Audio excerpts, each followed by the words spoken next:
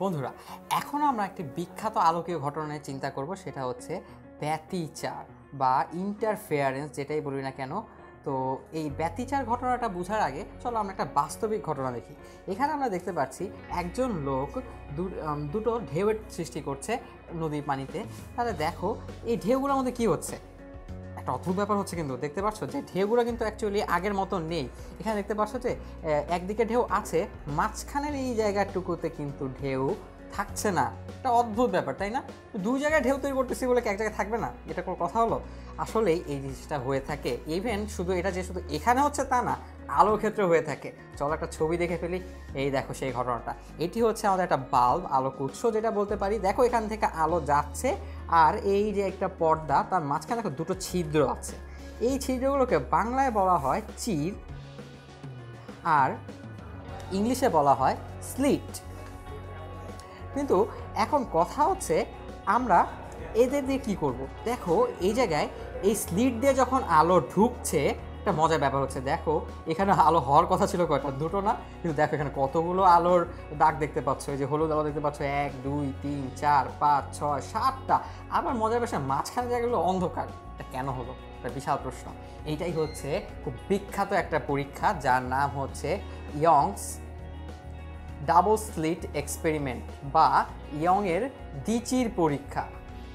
দ্বিচির, এই পরীক্ষাটার নাম হচ্ছে ইয়ংস ডাবল স্লিট। তো এই ঘটনা থেকে বোঝা যায় যে আলো আসলে তরঙ্গ হিসাবে কাজ করে, যেটা হাইহেনের প্রিন্সিপালটা মেনে চলে, অর্থাৎ হাইহেনের নীতি অনুযায়ী মেনে চলে। ঘটনাটা কি হচ্ছে দেখো, এই যে আমরা কি জানি, এই উৎস থেকে কি আলোক উৎস, দেখো এই যে বেগুনিতে আমরা দেখাচ্ছি বিভিন্ন তরঙ্গ মুখ এইভাবে চলে আসছে না? তাহলে দেখো এইখানে যে স্লিটটা বা এখান থেকে কি আলো এইভাবে ছড়িয়ে পড়বে না? তাহলে আবার ওইটা থেকেও ছড়িয়ে আসছে, তাহলে এইভাবে ছড়িয়ে ছড়িয়ে এই বোর্ডের উপর গিয়ে পড়ে। এখন প্রশ্ন থেকে যায়, তাহলে এইরকম একটা প্যাটার্ন তৈরি করে কেন? এই প্যাটার্নটা তৈরি, এইরকম প্যাটার্ন তৈরি করার কারণটাই হচ্ছে আমাদের ইন্টারফেয়ারেন্স বা ব্যতিচার। তাহলে এই জিনিসটা কি, চলো পরবর্তী স্লাইড থেকে জেনে নিই। দেখো এখানে দুটো আলোক উৎস থেকে আমরা দেখতে পাচ্ছি আস্তে আস্তে তরঙ্গ তৈরি হয়ে গেল। এই প্রত্যেকটা হচ্ছে তরঙ্গ উৎস। যদি এই উৎস দুটি কাছাকাছি হয় তাহলে কি হয়? এই দেখো এই উৎসটির কাছাকাছি চলে গেল, তাহলে আমরা এখানে দেখতে পারি যে এই তরঙ্গটা এর সাথে ওভারল্যাপ করছে, আবার এটা একে ক্রস করছে, এই তরঙ্গ মুখটা এর সাথে গিয়ে মিলিত হচ্ছে এবং শেষেরটা এইভাবে এখানে গিয়ে মিলিত হচ্ছে। এখন একটা মজার ব্যাপার হবে। দেখো এই যে দেখতে পাচ্ছ এই ক্রস সেকশনগুলো, এইগুলো কি প্রত্যেকটা কি ক্রেস্ট বা তরঙ্গ শীর্ষ যেটাকে আমরা বলি, আর মাঝখানে দাগগুলো কি, মাঝখানে ফাঁকা জায়গাগুলো হচ্ছে ট্রাফ বা তরঙ্গ খাঁজ। তাহলে দেখো ক্রেস্টগুলো কি সমদশায় থাকে, আর এরা যদি সেম উৎস হয়, মানে দুজনের ইন্টেন্সিটি বিস্তার সব কিছু এক হয়, এই সোর্সগুলো, এটা এস এটাও এস, এটা ধরো S2 আর এটা হচ্ছে S1, প্রত্যেকে যদি একদম সুসংগত অবস্থা থাকে, মানে এর যা কম্পাঙ্ক এরও তাই কম্পাঙ্ক হবে, সব যদি সেম হয়, তাহলে এই যে ক্রেস্টগুলো সবগুলো কি সমদশায় আছে। এটাটাও যে দশায়, এইগুলোটাও সেই একই দশায়। এখন দেখো আমরা একটু আগে জেনেছি যে দুটি তরঙ্গের মধ্যে যদি সমদশায় মিলিত হয় তাহলে কি হয়? অ্যাম্প্লিটিউডটা অনেক বেড়ে যায় না, অর্থাৎ বিস্তারটা বেড়ে যায়। তাহলে কি হয়? ইন্টেন্সিটিটা বেড়ে যায়। ইন্টেন্সিটি বেড়ে গেলে কি হবে? জিনিসটা আরও স্পষ্ট হবে। অর্থাৎ এই যে এখান দিয়ে আলোক উৎসটা, এটা একটা আলোক উৎস, এটা একটা আলোক উৎস, তাহলে এই যে তরঙ্গ শীর্ষগুলা এখানে ক্রস করেছে, তাহলে এই বরাবর যতগুলো বিন্দু আছে এই ক্রসগুলো, তাহলে তারা কি করবে? একদম লম্বা এখানে একটা, এই যে একটা প্রতিফলক পৃষ্ঠ যদি ধরি, এখানে একটা খুব গাঢ় আলো তৈরি করবে না? কারণ অবশ্যই এখানে সমদশা মিলিত হওয়ার কারণে এদের বিস্তার ডাবল হয়ে গিয়েছে, আর বিস্তার সাথে এটা বর্গের সম্পর্ক, তাহলে ইন্টেন্সিটি বা আই অনেক বেড়ে যাবে। তাহলে এই বরাবর আলোক রশ্মিগুলো অনেক উজ্জ্বল দেখাবে, তাই না? ঠিক সেরকম আরও কি কোথাও দেখা যায়? হ্যাঁ, এই যে দেখো এইখানেও দেখা যায়, এই যে ক্রস সেকশন, এখানেও ক্রস সেকশন, এই দেখো এই বরাবর আলোগুলো কি হবে?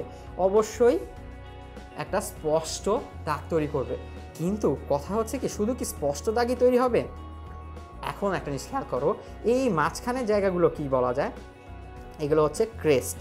তাহলে দেখো এই ক্রেস্টগুলোও তো একটা না একটা জায়গায় গিয়ে অবশ্যই মিলিত হচ্ছে ট্রাফের সাহায্যে। এই যে এগুলোকে বলা হয় ট্রাফ, মানে তরঙ্গ খাঁজগুলো অবশ্যই কি একটা না একটা সময় এই জায়গায় মিলিত হচ্ছে। আবার দেখো এই যে এই দাগগুলো, এগুলো কি অবশ্যই তরঙ্গ শীর্ষের সাথে যদি তরঙ্গ খাঁজ মিলিত হয়, অর্থাৎ ক্রেস্ট আর ট্রাফ যদি যোগ হয়, তাহলে কি হয়?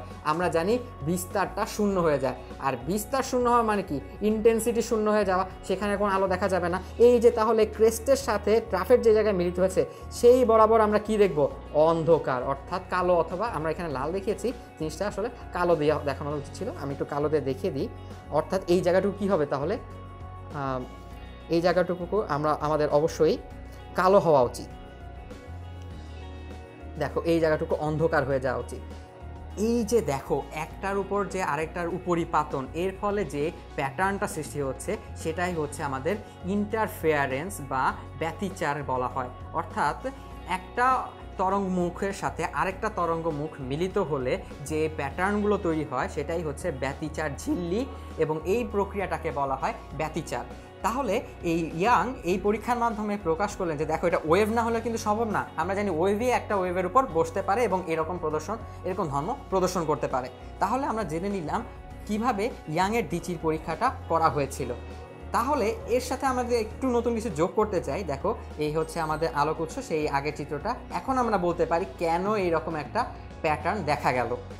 এই প্যাটার্নটাকে বলা হয় ব্যতিচার ঝিল্লি বা ফ্রিঞ্জ। ঝিল্লির ইংলিশ হচ্ছে ফ্রিঞ্জ, ইন্টারফেয়ারেন্স ফ্রিঞ্জ বলা হয়। তাহলে এটা হচ্ছে আমাদের সেই জিনিসটা। এখন চলো এটাকে আরেকটু ভালোভাবে দেখা যায়। এই দেখো এই যে আলোগুলো উৎসতে আসছে, এইগুলো হচ্ছে সব তরঙ্গ মুখ। দেখো এই অংশ কিন্তু আসতে পারেনি, এই মাঝখানের জায়গাটুকু স্লিট, এগুলো খুবই সরু হয়, এখান দিয়ে আলোক উৎস আস্তে আস্তে ছড়িয়ে পড়ছে। এবং এই দেখো এই যে যেইখানগুলোতে শীর্ষগুলো মিলিত হয়েছে, এই যে শীর্ষ মিলিত হয়েছে, এই যে শীর্ষ মিলিত হয়েছে, এইখানে একটা মিলিত হয়েছে, এই বরাবর গিয়ে দেখো সাদা রং দেখা যাচ্ছে। দ্যাট মিনস এটা বোঝাচ্ছে যে এইখানে আমাদের উজ্জ্বল আলো দেখা যাচ্ছে। আবার অন্যদিকে দেখো এই যে এই জায়গাটুকুতে দেখো, আমরা যদি দেখি এই অন্ধকার জায়গাগুলো যেখানে ক্রস করেনি, এইগুলো সব হচ্ছে আমাদের আলোক অংশ। এই যে দেখো এই যে এই জায়গাগুলোতে ক্রস, এই জায়গাটুকু যদি ধরি তাহলে দেখো এইখান থেকে আলো অন্ধকার দেখাচ্ছে।